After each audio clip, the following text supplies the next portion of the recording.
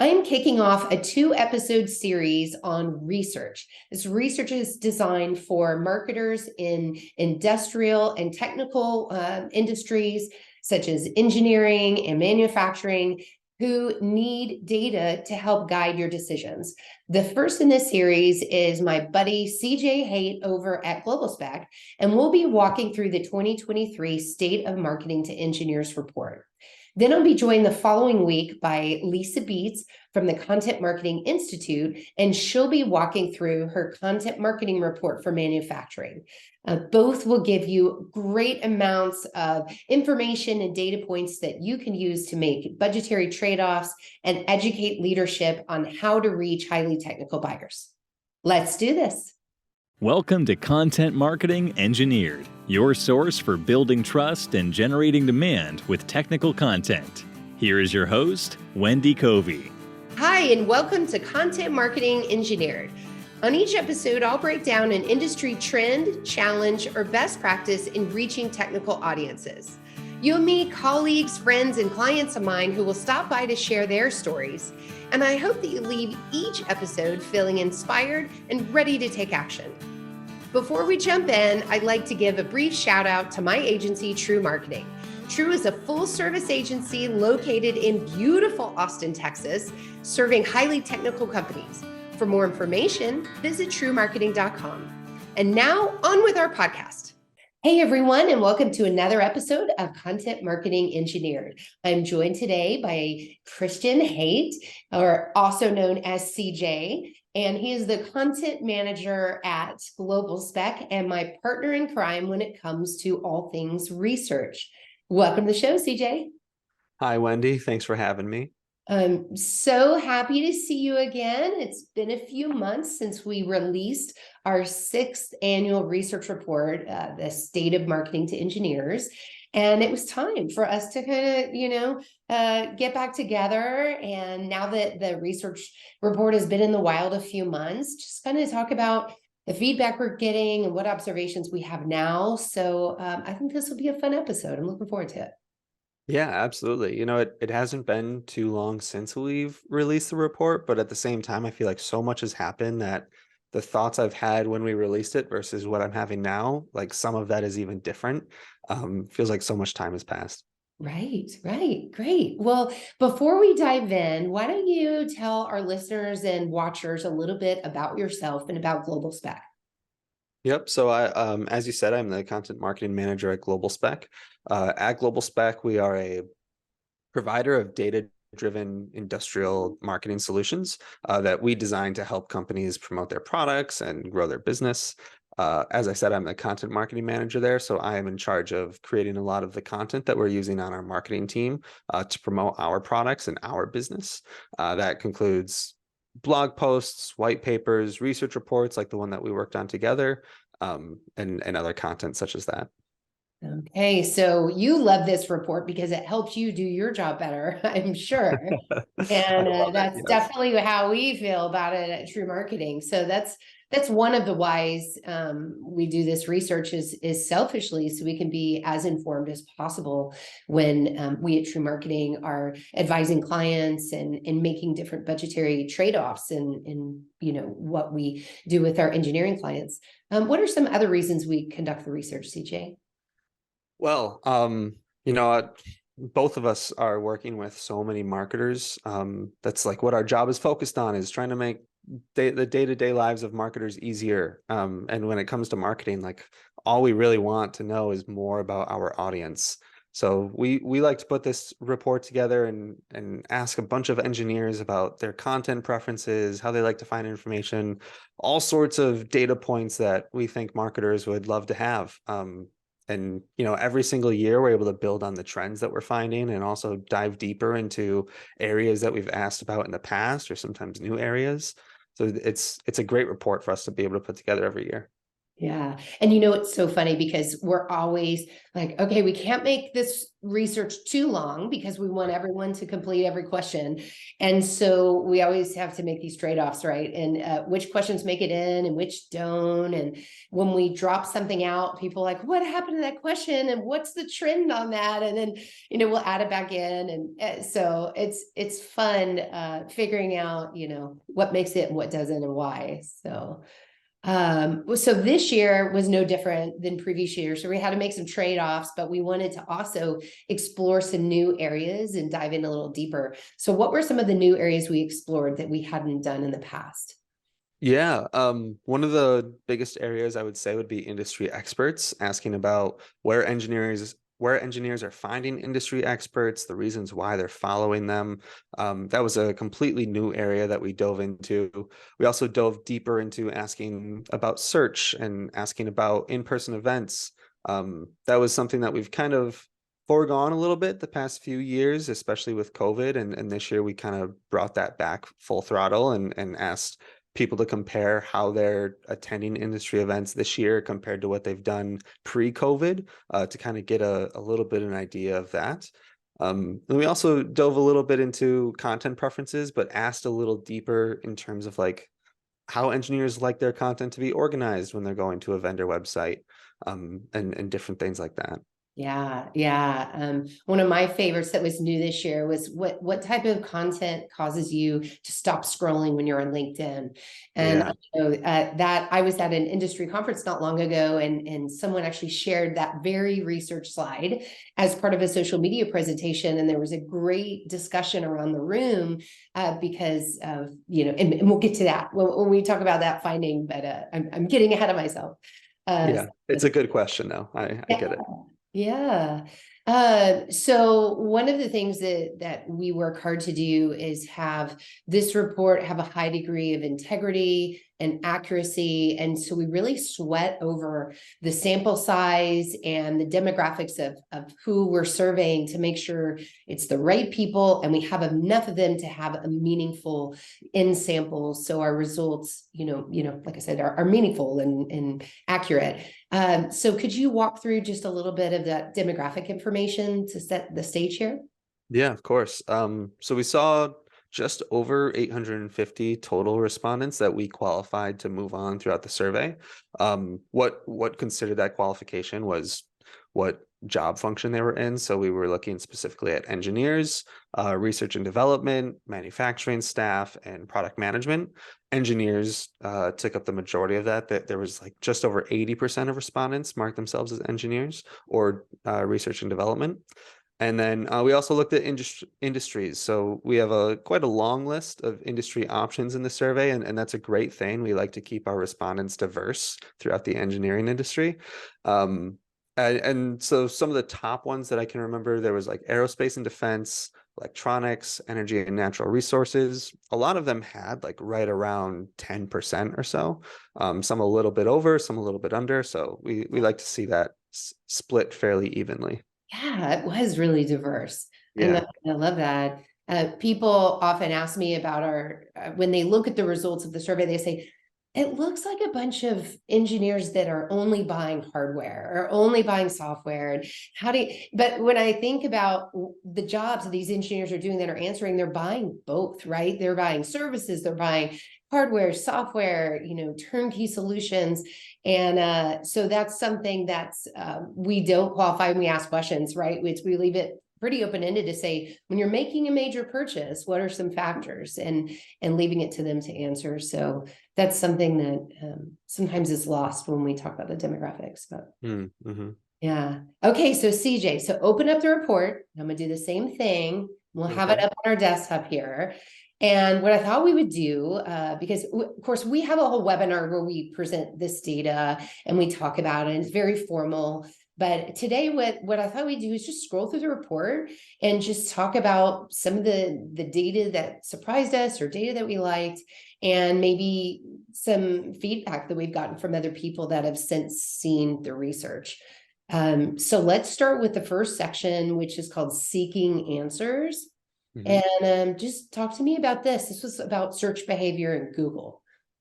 Yeah. So when it comes to search, I think that this is actually, in my opinion, some of the most interesting data points that we found this year. Um, Engineers love to search deeply. It's something that we saw a few years ago with a trend that they're willing to go past page 5 on Google to find the information that they're looking for. And this was something that we brought back this year, thinking maybe this would change due to Google making some changes in their algorithm, trying to make that answer available on the first page. But still, we saw that engineers are willing to go as far as they need to in order to find the information that they are specifically looking for, which I thought was extremely interesting that that stayed the same. And to go with that, we also asked them about paid search and how they feel about companies who are using paid search in order to get listed on the top of Google search. And the majority, it was 51%, said that they actively avoid clicking on paid search. Which I also thought was interesting because we have companies who are paying to be higher on the list, even though engineers are willing to go further down the list, to look for that answer that they're looking for. So I think that all of that kind of wrapped up together is really interesting. Yeah, and I think there's this assumption that page one and probably page two are mostly ads anyway. True or not, Hmm. that's some anecdotal feedback I've gotten, and that's why engineers too jump straight into page three and beyond. Since we asked this question, two changes, one a bit on the small side and one pretty massive. So the small change is that the idea of page one and page two and page three really isn't a thing on Google. You just keep scrolling down and scrolling and scrolling. And so you have to think of it as scroll sections instead of Hmm. pages. Uh, Yeah. so that's a bit of a twist that happened. But the bigger twist, obviously, is ChatGPT and other tools that are coming out like that, where you're using more prompts and voice search. And voice search was always here, but Hmm. the idea of searching in this new AI-driven way, I think is going to change the landscape. So I definitely think we'll be talking more about search, but also about how these new tools, impact behavior. Yeah. It's interesting because ChatGPT was launched in November of 2022, which is right around the time that we were putting this survey together. So it's just crazy to see the impact that it has already had on these engines and the impact it's had on that entire industry, and how every search engine is looking to now incorporate their own AI software into their search. And I've heard people who talk about they don't go to Google anymore. They go to ChatGPT and they will search there and try to find their answers. So it is interesting how it's going to change search. And I'd also love to know if it's reached the industry, the engineering market, like it's reached other industries, and if engineers are using ChatGPT or if they're still relying on Google for their search. Yeah, I've definitely heard a lot of skepticism anecdotally from engineers that don't Yep. trust ChatGPT, but we'll see how that changes as we look to create our 2024 report. It should be very interesting. Yep. And also, one other thing on this is, we used to, in the early days of asking this question, we used to say search engines, we wouldn't call out Google, but then Google had the lion's share of the market on search. It was like over 95% global market share. And now all of a sudden you hear that Samsung is going to put Bing on their phones as opposed to Google as the search engine. So wow, things are changing. Yeah. Yeah, they really are. Oh, okay. Well, let's move on to channels and site organization. So this channels question we ask every year is probably the most popular benchmark finding that we have. Yeah, and the supplier and vendor websites, that is the top again for channels and seeking information, and that's not a surprise because it has been there. I feel like it's kind of the king of where engineers go to find content. And last year it was the top, and this year it was the top, and this year it had even more respondents choosing that answer too. So it's even just grown in the past year from where we saw it last year. Yeah. And then if you look to other really popular answers, trade publications, the online version of trade publications is number 2, and industry directory websites number 3. So you have websites, websites, and websites. This is the top Yeah. 3. So, and all trending, like you said, growth year over year. So, um, Hmm. yeah, this is a great one. And I think that it's, like you said, it's really, there's nothing very surprising on it. We also asked a question to help marketers think about how to organize their website. And this one didn't feel very earth-shattering to me, but CJ, what do you think? Yeah, I agree. I think that this answer was kind of what I think we were expecting when we were putting the question together. Um, yeah, I mean, when I think about myself and going to websites, whether I'm searching for something that's related to what an engineer would be searching for or not, I think that I have a similar thought process of wanting to go somewhere and be able to search by the product itself, and see what kind of options lay there. So I think that answer makes sense for that to be the top. Yeah, so most wanted product and solution, but a fair amount also said industry and application area. And Yeah. that may depend on how familiar someone is with the company's brand and the offerings that they have. So I could see them coming in two different paths. Um, Yeah, I agree with that. and let's move on to the type of content that engineers find most valuable when they're researching. So this is another one we ask every single year. And data sheets are always sort of at the top here. I feel like data sheets are such a table stake. Like you have to have a data sheet if you have a product. I almost want to like throw that out. You know what I mean? Of like, yeah, have your specs. But after that, maybe walk us through some of the most popular content that engineers value. Yeah, we have CAD drawings, which would be second at 44%, product demo videos at 34% or 37%, and then product reviews at 34%.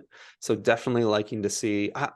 We're talking about engineers, so obviously we know that they want their technical information. So, we're going to see data sheets at the top.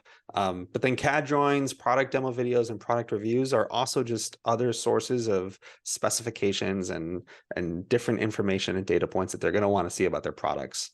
Yeah. Um, I love seeing the video as high as it is, and we've always been seeing a growth in video with engineers, and seeing a product demo video there at third place, I think is pretty exciting.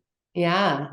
And if any of you download the research report, you'll see that we asked about video in several ways. So we asked, product demo videos versus overview videos versus, videos about the company. And so you can see where each of those videos ranked. But certainly that demo video is very popular. Yes. Yeah, okay. So then we asked who should author content, and we phrased it in a way of saying, which type of author do you trust the most? And this one, again, really not surprising to see that what engineer experts at a vendor company and technical product managers came out on top. Yeah, so going back to what you said about Chat GPT and gaining trust within the engineering community, it can be hard to do that. They don't trust very easily. So when we're looking at people that they're going to trust to create content for them that they're going to then read, and looking at an engineering expert at a vendor company, that makes sense to me. That is really where a lot of that trust would lie. Whereas an engineer is looking at one of their own, essentially. Yeah. And we are starting to think that not only that person, so that engineering expert, but also hearing them unscripted, kind of like we are today, where that it's actually them and it wasn't a robot writing something with their name on it. It's their brand, it's their face, it's their voice. So probably even makes a bigger case for audio and video than in the past, and having expert spokespeople that you put in front of your brand. Yeah, yeah, absolutely. And then also just one thing I want to add to that too is I think that also kind of points towards the importance of actually listing the author of the piece. Because I know some websites or some companies, they won't list the author of every piece that they're submitting. And we're entering a world now where people might assume that was created by some sort of AI technology rather than a human. So if you have a human writing those pieces, making sure that you have the author listed, I think is going to be very important going forward, especially with this community. I'm so glad you brought that up. It's very true. And so not only does it help to reinforce trust, build trust, but also there's an SEO play there, because if you have an author talking about, say, 5G on your company's blog, and then that same author writes an article that's published by, say, Microwave Journal on 5G, now you have the same company and the same author in different places, and that helps build credibility with search engines. So, and with people, obviously. Yeah. Awesome. Well, let's talk about one of your favorite subjects, which is newsletters. So, what I love what we did with the report this year is we kind of showed the trend of newsletters as well, going from 2021, 2022, and 2023, specifically when we're looking at the subscriber rate of newsletters. Yeah. We've seen a little bit of a dip on newsletter subscription rates, especially last year. We saw a little bit of a dip in terms of how many newsletters engineers were subscribing to. This year, I feel like that's kind of flattened out a little bit. We're not seeing it dip anymore, which is definitely a good sign. It hasn't necessarily increased yet either, but hopefully we'll see that in the near future. But it's good to see that that's at least plateaued for now. Doesn't look like engineers are as sick of emails as maybe they were a year or 2 years ago. I call it the COVID fatigue, right? Yeah, Darn we COVID. definitely saw a little bit of that the past few years in reflection to what COVID did and how many people started to send emails at that time. So it's nice to see that it looks like engineers are starting to rely on those emails again, and they're not unsubscribing to newsletters anymore. Right. And then for the newsletters they do subscribe to, the most popular delivery cadence was weekly, followed by monthly. And that surprised me, because weekly, I mean, that's frequent. So if I'm saying, yes, I want to subscribe, I really do keenly want to hear from that company, and often. And so that's a great nod to marketers thinking about, how to have relevant content, how to segment, but also to just follow your open and click-through rates and see if your audience is giving you permission to communicate more often. You may have an opportunity there. Yeah, that's a great point, because if someone is currently releasing a newsletter on a monthly basis, but they have enough content to send more newsletters and their subscriber rates are showing that they're receiving great opening numbers, it's a great opportunity to look at to see if you could possibly release a newsletter more often. Yeah. Now we asked what elements of a newsletter make it a winner, like what people like, what types of content, and like they liked everything practically that we listed out, which is kind of cool. So anyway, y'all go look at the research report to see that. We're not going to list them all, but there's a bunch there. Okay, another really popular one and often controversial, because people are like, are you sure is our findings on social media. So I think this is controversial, at least it used to be, because people thought that engineers were more socially active than they actually are when it comes to their work lives, right? So CJ, which platforms are engineers most likely to use? And again, this is so how we asked, let me just set this up.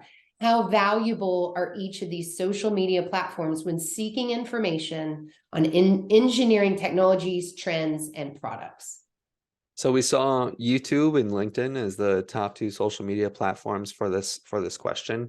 For YouTube, we had, I believe it was over 80%, right, who said, yeah, that they found value in YouTube. And LinkedIn was very similar to that, more closer to 80%. Or wait, am I looking at that wrong? Yeah, no, you are. Yeah. Okay. So both of those platforms are definitely high up there in terms of industrial marketers need to be on those platforms and sharing content to engineers, especially if they want to reach that audience. That those are going to be the two platforms to go to. One other thing I want to shout out too is that we added TikTok this year. We removed Clubhouse because we found that year after year nobody was really using Clubhouse, and so we thought, well, let's throw TikTok in and see how that does. It's a popular social media platform, so we thought maybe we'd get some responses. But we essentially saw the same exact response that we've seen on Clubhouse the past few years, where no one is saying that they're using TikTok, which isn't too shocking to me for the engineering community. Yeah. But I thought that maybe we'd see a little bit more that said that they use TikTok.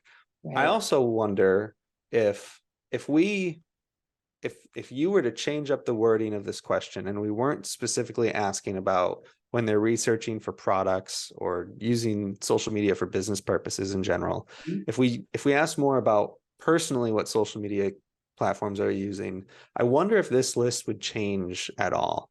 And I wonder if that's important for brands to consider, because if an engineer is on TikTok or if they're on Instagram, they're not necessarily using it for their professional lives, but they're using it for their personal lives.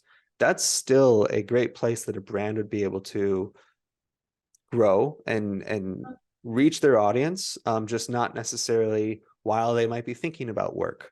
So I think that that is an interesting thought, and I wonder if this list would have any chance of changing Yeah. if it was to be Yeah. asked differently. I definitely could see it. I bet YouTube would go even higher. It probably would. I'm sure. I'm sure it And would. things like Instagram and Facebook would probably climb as well. Mhm. Yeah, I like that. Let's think about that for next year.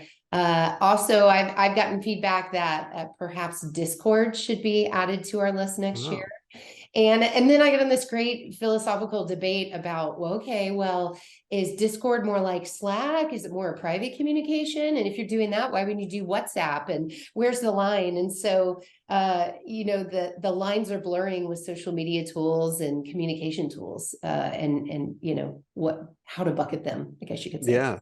Yeah, that's a great point to make as well. Just trying to find the line and the balance between the two, being able to make sure we're covering as much as we can, but obviously not just throwing on anything that is a communication app.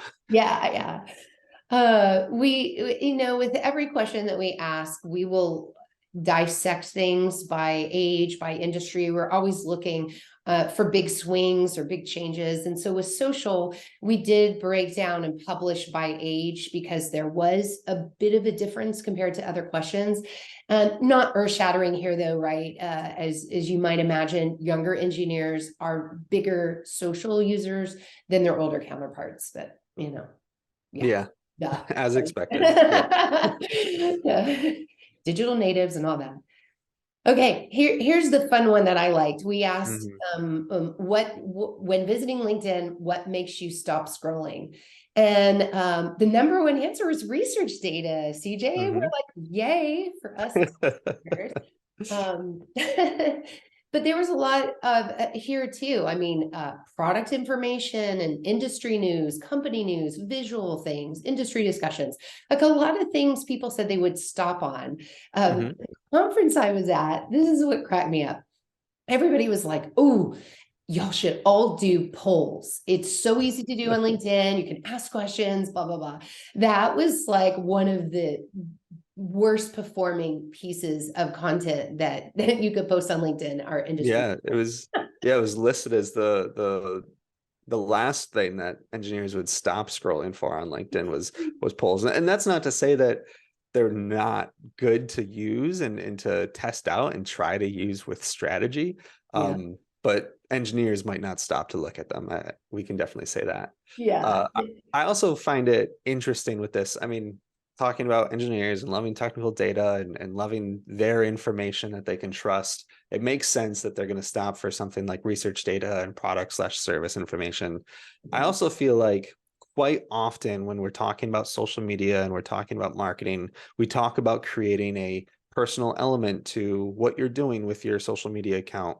And if you're a business, like sharing something like employee shout outs and different things like that in order to create a personal element from your brand and a personal connection with your audience. But Yeah. engineers don't seem to care as much about that information as they care about the technical information. It's nothing that's going to make them necessarily stop scrolling. Right. Right.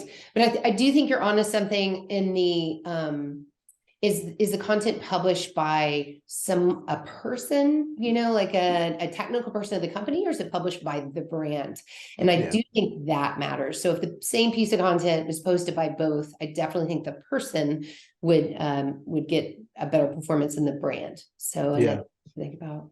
Yeah, and I don't necessarily think that, just because customer testimonials are ranked towards the bottom of this list, that you shouldn't post customer testimonials. I think that you still need a mix of everything, but finding the balance of when you post something like research data versus a customer testimonial, that's where this question can really help you out with creating that balance of how to post, not exactly what to post. Yeah, very good point. And on that most valued content, customer testimonials are actually pretty high. So when we asked it Yeah.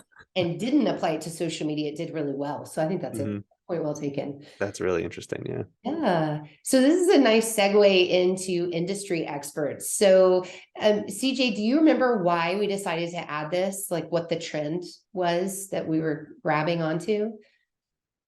I'm not sure if I remember the specific trend, but I mean, it's definitely, I think it's an area that we've been kind of needing to tackle for a few years now. And I'm happy that we finally did this year. Yeah. Just because industry experts, they're becoming more and more important, especially when it comes to marketing your brand, and finding ways to partner with them is important. So tackling that this year in this report was a great opportunity for us. Absolutely. And if you substitute the word influencer for industry expert, you'll see where I was going mentally is, and the idea of marketing through influencers is not a new concept by any means, but mostly one that we think about related to B2C.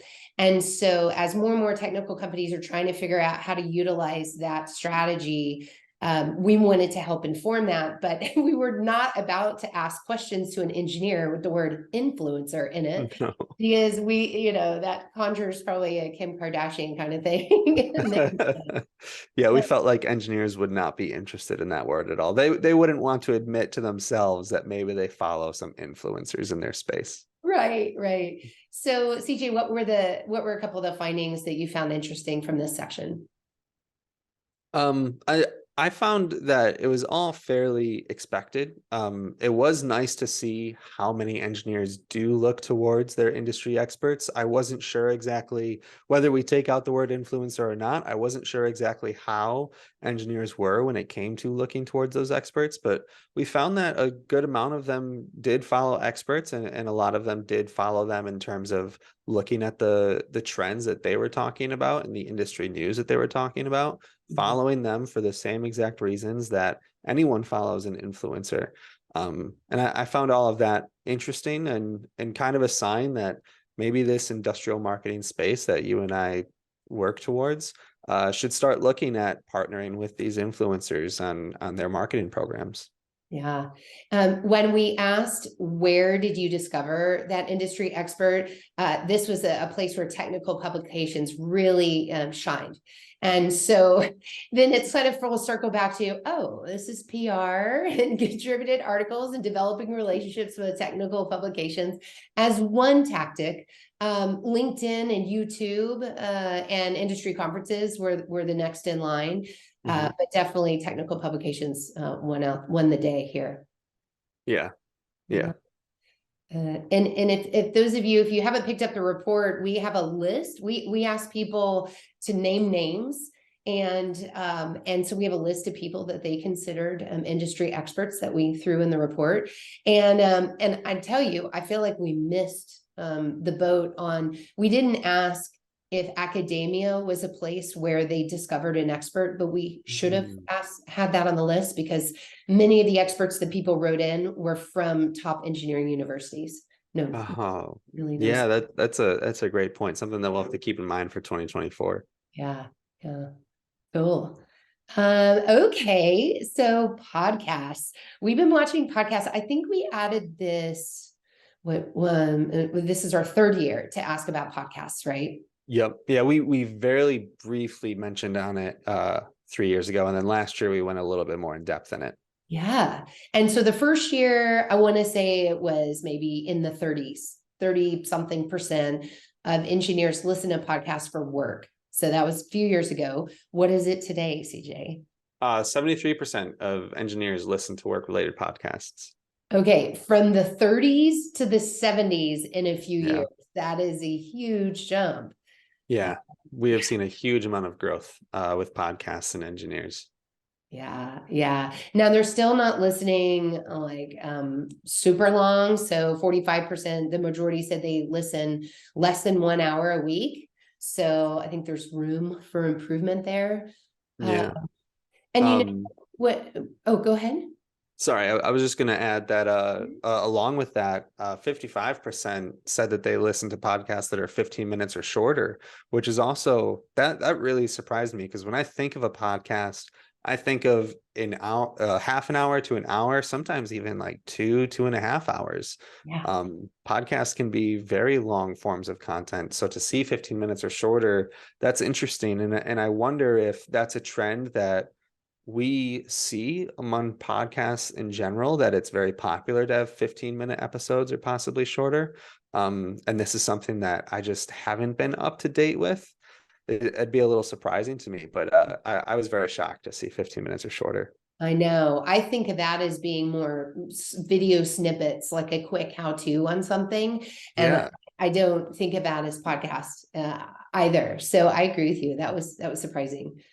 I've been talking to a lot of people about this finding in general. So if 73% of engineers are listening to work-related podcasts weekly, should my company start a podcast? And I'm always telling people, oh my gosh, it's so much work. You really need to think through like, what your strategy is. Are you committed to this cadence of content? And if you're not keeping up with your blog and you're not keeping up with the content on your website, you're not ready for a podcast.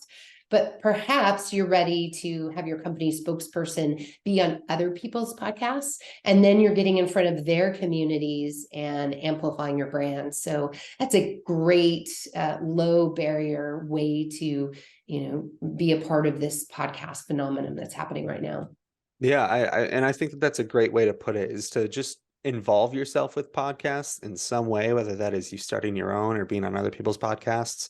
You could also look at sponsoring podcasts too within the space, and get your brand in front of that person's audience by sponsoring different episodes of theirs. Yeah. And also what I want to say to you as well is when you talk about, should I start a podcast or not? And are you keeping up with your other content? If they're keeping up with a blog, if they're able to release white papers or pieces of content every once in a while, and they have enough of that content, then they could also transform some of that into a blog, into a podcast, and create kind of audio versions of those white papers or some of those blog articles. If they're releasing a newsletter every week or on a monthly basis, even they could use some of that content within a podcast. So if they are actively creating content, then they might have something there in order to create a podcast. Well, that's a very good point. And then of course you could flip it the other way too, and say, so for example, with TREW Marketing, we used to blog every week, and now because of our podcast, we blog every other week, and the podcast becomes that replacement piece of Nice. content. And then Yeah. we of course have the transcripts that you could utilize and repurpose into blogs. So yeah, a lot of synergies there for sure. Yeah. So CJ, have you heard a lot of buzz about in-person events this year? Yes, we have. And it looks like, I mean, it's a little surprising how split. On one of our questions, we asked about if they plan to attend more, less, or the same amount of industry events that they attended in 2019. And it was really interesting to see just how split that question was. There was like there were 27% of people said more, 28% of people said about the same, 27% of people said that they don't attend that they don't attend industry in-person events, and then 17% said fewer. So it's crazy to see how almost evenly split that answer is between people going to more, going to less, or going to the same. Yeah, yeah.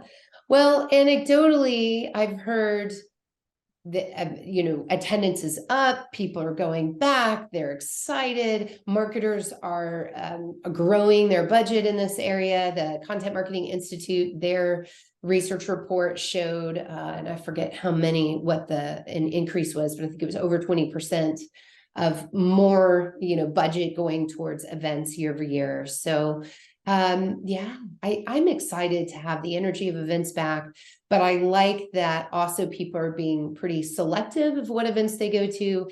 And as was pre-pandemic, the presence of highly technical sessions and skill development help to guide what to prioritize on a limited budget. Yeah, absolutely. And that's kind of been the buzz around GlobalSpec as well, is just that the going to in-person events has been such a nice feeling because so many people are there again. And budgets are being created for industrial marketers, and these in-person events are looking to partner with companies again as well in mass capacity. So it's been really nice having that opportunity back Yeah, as a marketer. yeah, it sure has. Well, our last section was about interaction with sales, and we're focused on when the engineer is ready to talk to sales and what their behavior looks like just before that interaction and just after it. And so we asked, how much of your buying process happens online before you choose to talk to someone at the company? This is another very popular benchmarking question. So, CJ, what were the results on this one? So we saw 41% of our respondents said that they spend 26 to 50% of that process online, which I think makes sense and goes towards the trend that we have seen in past years as well. The majority of time engineers like to spend online. And when it comes to speaking to a sales rep, they're essentially coming to speak to them because they either want to confirm the information that they've found online, or what they're looking to do is just so complicated that they want to make sure that the company that they're working with has a good understanding of how to help them solve their problem. Yeah. So even when they go to speak to the sales rep, that doesn't even necessarily mean that they're getting close to ready to purchase. They just need to get a few things ironed out or a few things confirmed so they can probably go back to doing some more research online. Yeah. All roads point back to online. Yes. Yeah. We asked we had a funny response on this one. We said, maybe you're bored or you have extra time. Do you want to talk to sales then? And a whole whopping 2% of people said, yeah, I'm bored. So I talked to this person. That was fun. And then this is one that doesn't change much year over year, but we asked, okay, when you have that first interaction with sales, what form of communication do you prefer? And email far and away is the most popular. Distant second was phone, and online chat. Boy, it just doesn't score very high, does it? I know. And this year is the first year that we added LinkedIn direct messages, thinking that that might be a form of online chat that maybe engineers would be a little bit more adept to using. But yeah, they were not. They just want to speak either over the email or over the phone, it seems like. Yeah. Well, CJ, that's it. We did it. We walked through the Wow. whole report. It was another great year. I think very insightful.